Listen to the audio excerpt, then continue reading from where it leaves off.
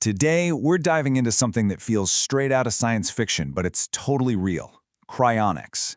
This is where cutting-edge medicine and some really deep theological questions collide. And you know what? We're going to break it all down. So, let me ask you this. What if you could actually hit pause on death? I know, it sounds like something from a movie, right? But that's the central promise of this very real and yet very controversial technology. So what is cryonics, really? Well, at its core, it's the practice of preserving a human body at these unbelievably low temperatures. And the goal, it's not just freezing. It's about perfect preservation, with the hope, and let's be clear, it is a hope, that future medicine can not only cure whatever caused the death, but also bring the person back to full health. All right, so first up, let's look at the promise of this whole reboot. I mean, how is this all supposed to even work? Okay, so it basically happens in 3 steps. First, and this is key, a person has to be declared legally dead. Then, a team swoops in to cool the body down super fast. They replace its fluids with something called a cryoprotectant solution.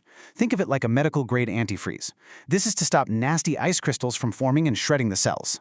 Finally, the body is placed in long-term storage in liquid nitrogen, just waiting indefinitely. And this brings us to a really, really crucial point.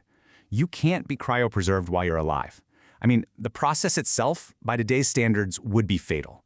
That's exactly why it can only legally begin after someone has been declared clinically dead. It's a fine line. So, why would anyone do this? What's the argument for it? Well, the people who support this make a case that's really built on 2 things: a deep faith in progress and the sanctity of life itself. And the arguments are pretty fascinating when you dig in. From a theological angle, some proponents say that life is a gift from God, something we should protect, and they'll even point to biblical stories of resurrection as a kind of precedent for overcoming death. But the core argument, the one you hear most, is all about science. It's this deep-seated faith that medicine is always getting better, and that what we call death today is really just a moving target. And to make their point, advocates draw a really critical line in the sand. They separate clinical death, the point where the heart and brain stop, from what they call absolute death. They see clinical death as potentially reversible, but absolute death, that's the final separation of soul and body. And cryonics, for them, operates right in that murky gray area in between. And check this out. This timeline illustrates their point perfectly.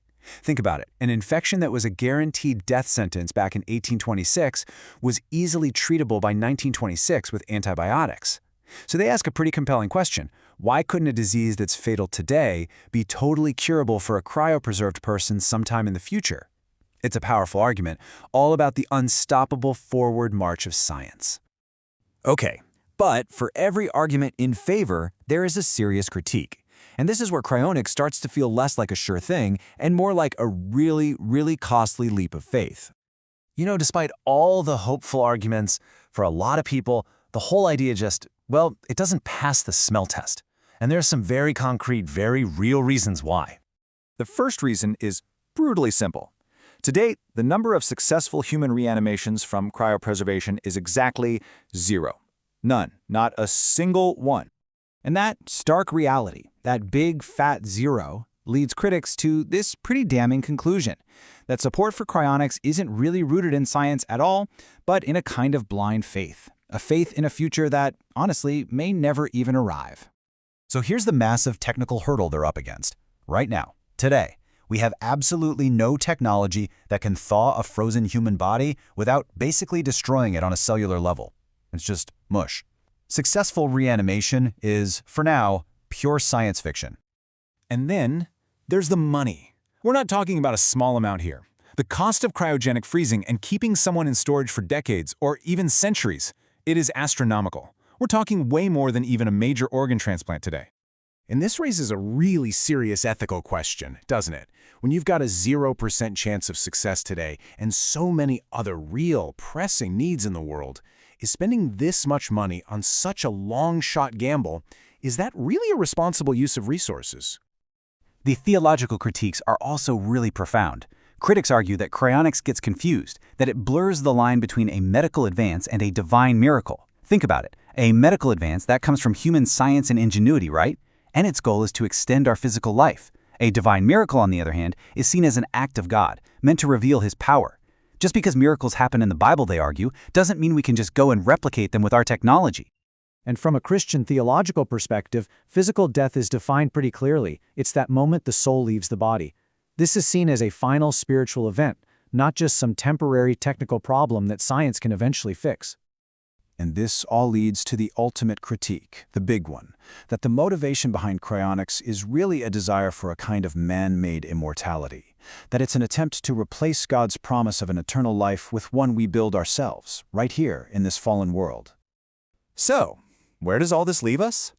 Well, the entire debate, all the science, and all the faith, it really boils down to one final central question. At the end of the day, the whole debate seems to boil down to this fundamental conflict.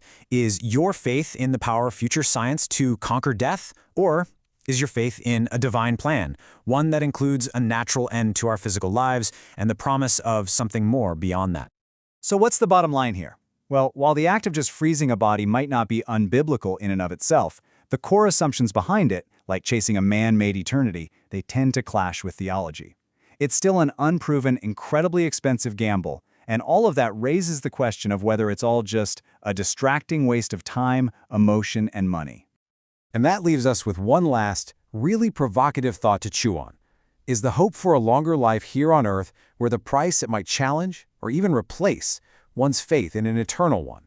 That, right there, is the question at the very heart of frozen faith.